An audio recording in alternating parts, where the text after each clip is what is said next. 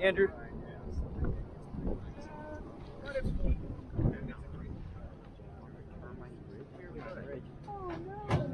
All right, here we are. Termite Bridge. Comes by its name honestly. Rascals been busy. They're on this bridge like flies on a rib roast. But don't worry about it. We inspect this bridge every 2 weeks. I believe that's this afternoon. So right before we cross over that bridge, just lift up your feet, hold your breath, lighten the load a little bit, help us get over. We're going to go through a dead dune area, then it's going to transverse to a live dune area, and I'll explain that all to you later. Everybody ready? Yeah. Woo! All right.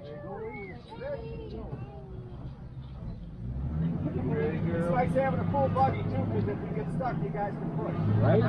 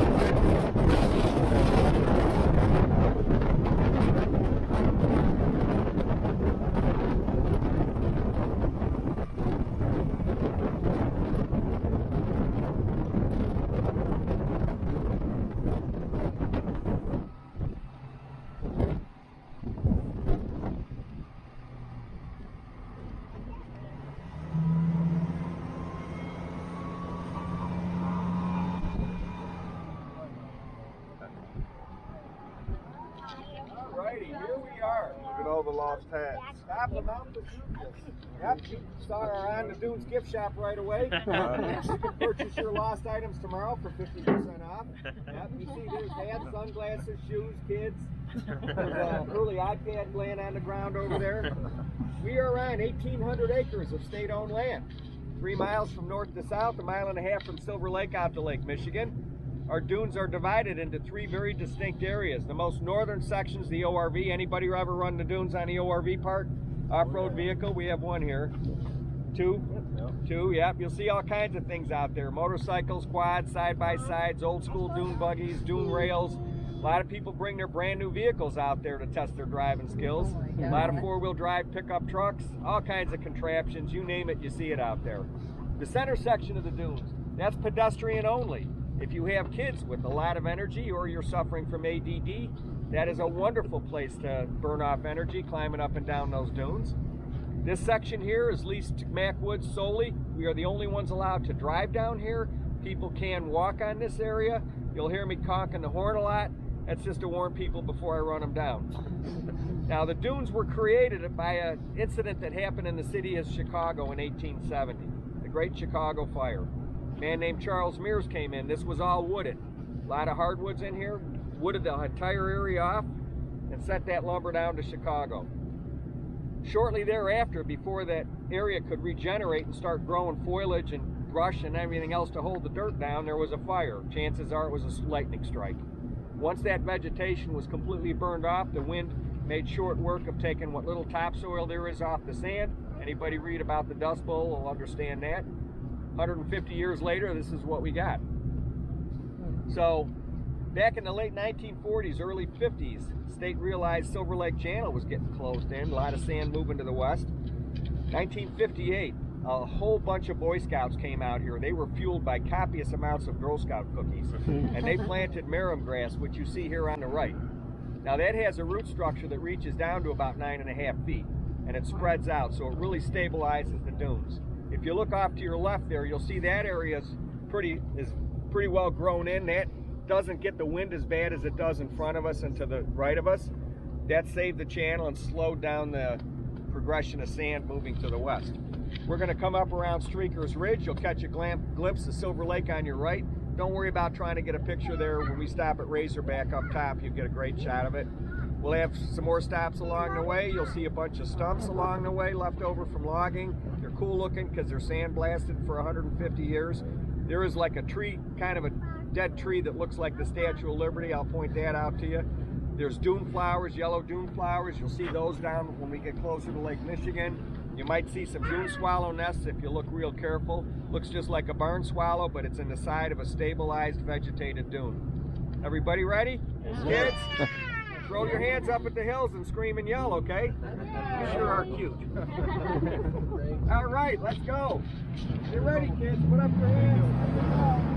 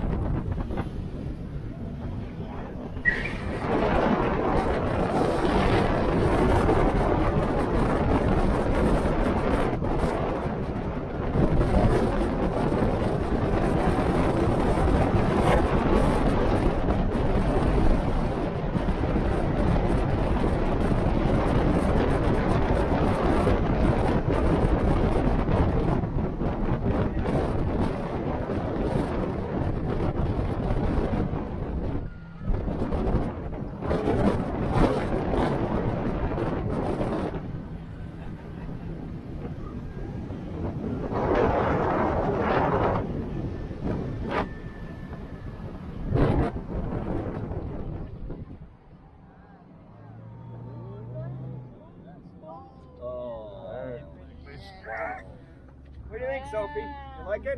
Look at the big wall. All right, our state. A lot of Michiganders here know it looks like a mitten. We're halfway up the western side. This is known as the Narrows of Lake Michigan. Sticks out about 7 miles past the mean coastline. Shortest distance from here to Wisconsin if you want to swim it. Only 60 short miles to Sheboygan. About 1.25 miles south of us is Little Point Saba Lighthouse. Anybody been there yet? Yeah.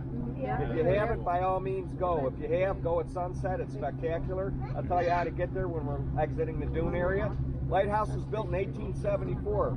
Cost $35,000 to build it. Has a 3rd order Fresnel lens if there's any optometrists in this group or anybody that knows about refraction. Kind of an extraordinary lens at the time it was built.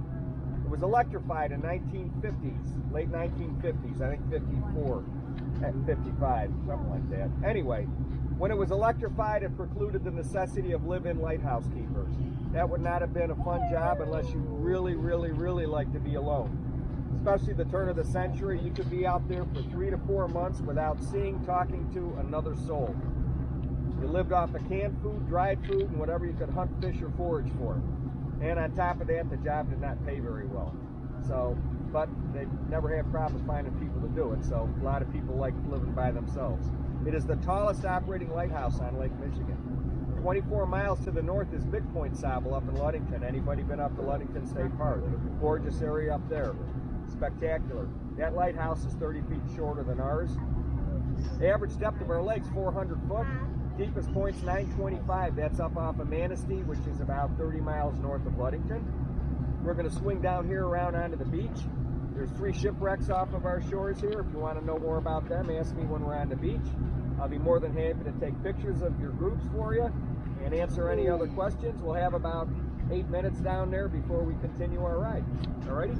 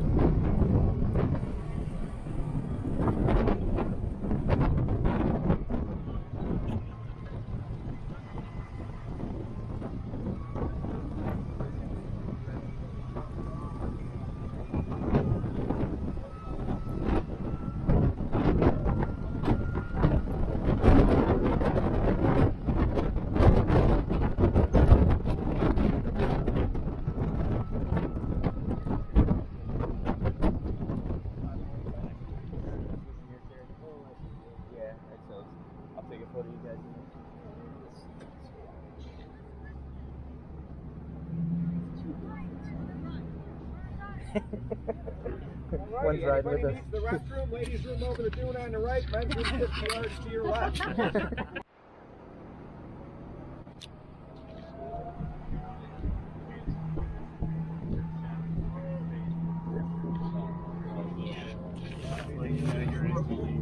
Yeah, exactly.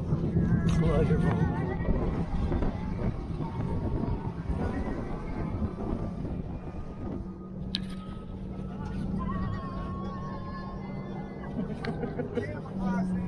Uh-oh.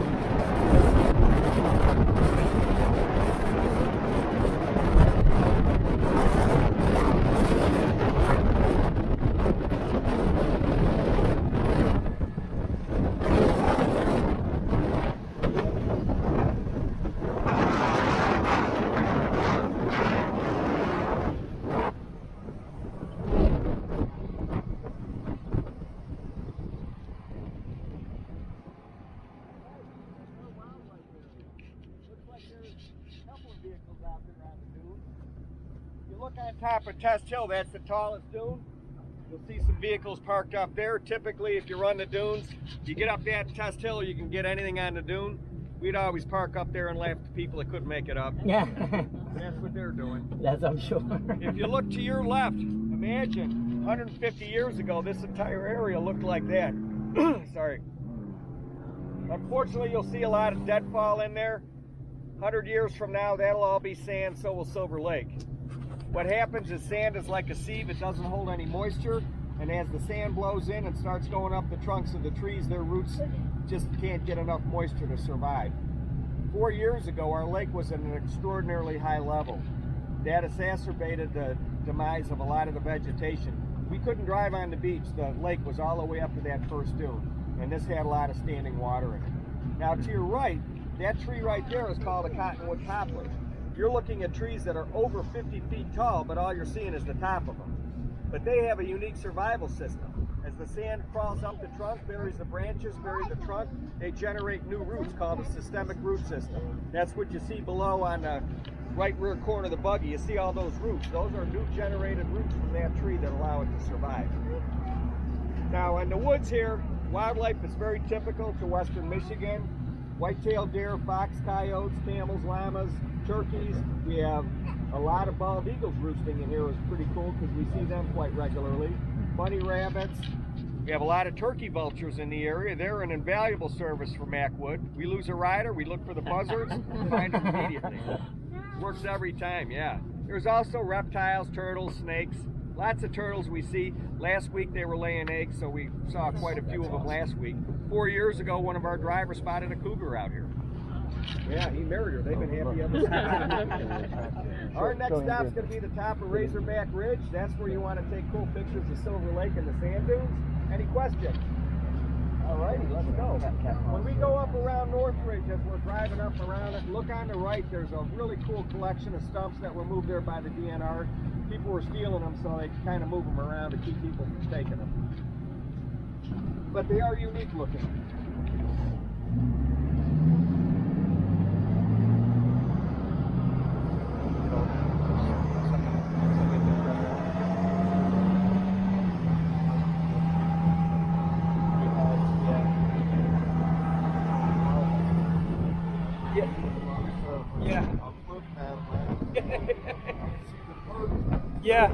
Yeah, there's like a mixture of all.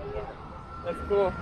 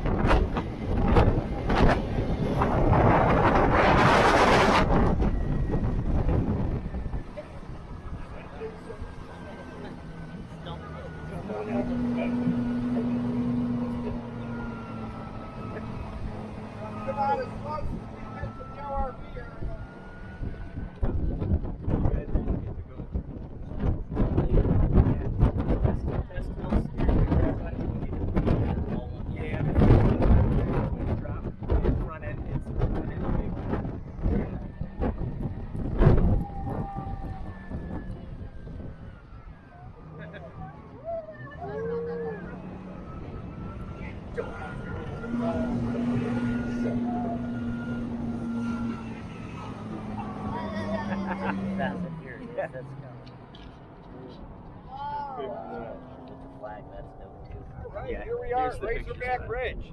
So I talked about dead dune, live dune. Where we drove in, that's a dead dune because sand can't blow enough to kill the vegetation. If you look to your right here, there's very little vegetation. Sand's going where it wants. That ridge there, that steep ridge to your right, 2 weeks ago that wasn't there. We had incredible winds for about 2 weeks. 2 weeks ago I had a full head of hair. Now, 150 years ago, if we were parked here, we would have been in Silver Lake. Silver Lake's lost a third of its size, it's lost half its depth. Used to be 45 feet deep, now it's only 22 feet deep.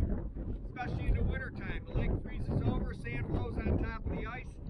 It hits the ice, it's protected by the dunes, so it doesn't blow off the ice melts, sand goes to the bottom, keeps filling her up. If you were to drive around the lake, it's an easy drive, probably a lot of you already have done it. Just keep to the left all the way, just stay to the left. parking lot for the pedestrian area will be on your right. If you continue straight, there's a cul-de-sac.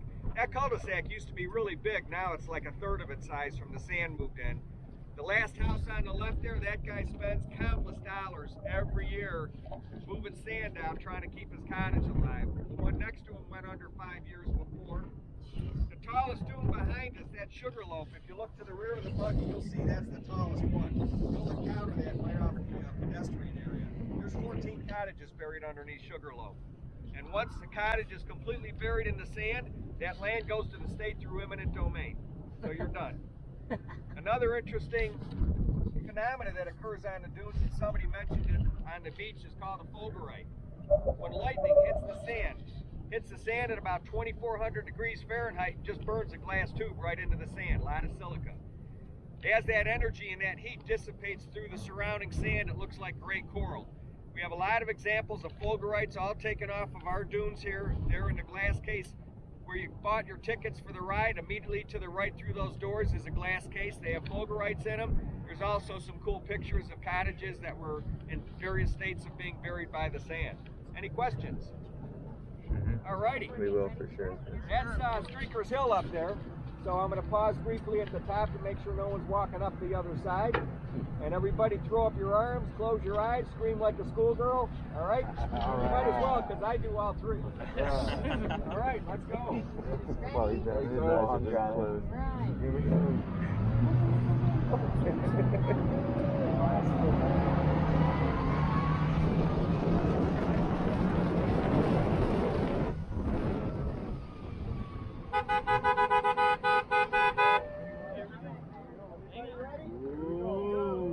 All right, let's go.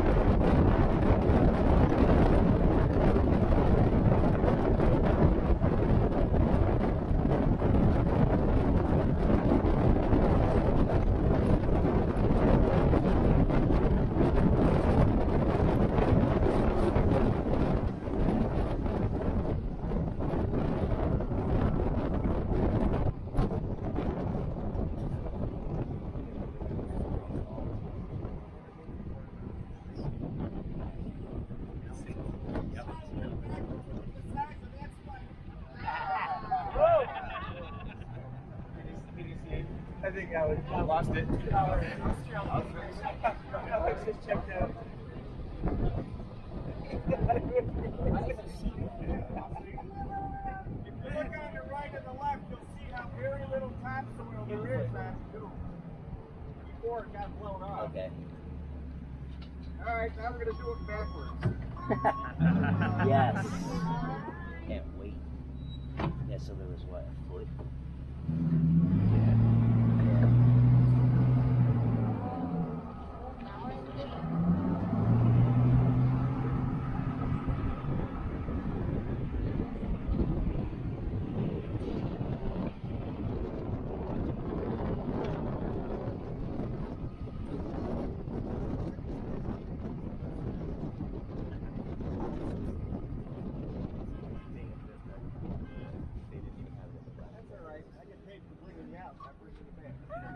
All right, this is the Silver Lake Channel. This is where Silver Lake empties out into Lake Michigan.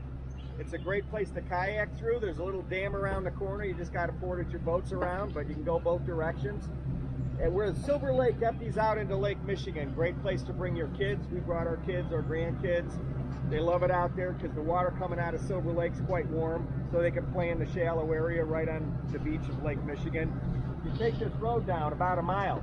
Right before it makes a hard left, there's a free parking lot there and easy access to the dunes, and that's close to where the channel is. Quarter-mile short walk south to the lighthouse. If you do not want to walk to the lighthouse, stay on the road to the left. There's a state park parking lot and a paved area all the way up to the lighthouse. Does require a fee or a permit. This is also our complaint department, so if any of y'all didn't like the ride, simply step off the buggy here. I'll be happy to discuss it with you. If y'all liked your ride, my name is Lee. If you did not like your ride, it's Elias Vasilis Garamachikos. Make sure if you go to the lighthouse, all your electronics are fully charged up. There's no place to plug anything in out there. There's a yellow sign that'll explain that to you. You ready, Soap? Okay. Ready.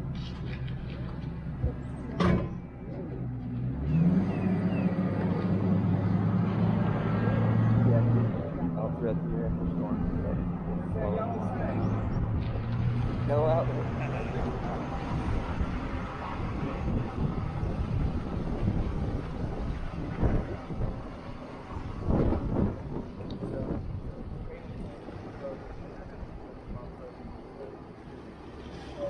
It goes all the way. It goes to a private property that we like to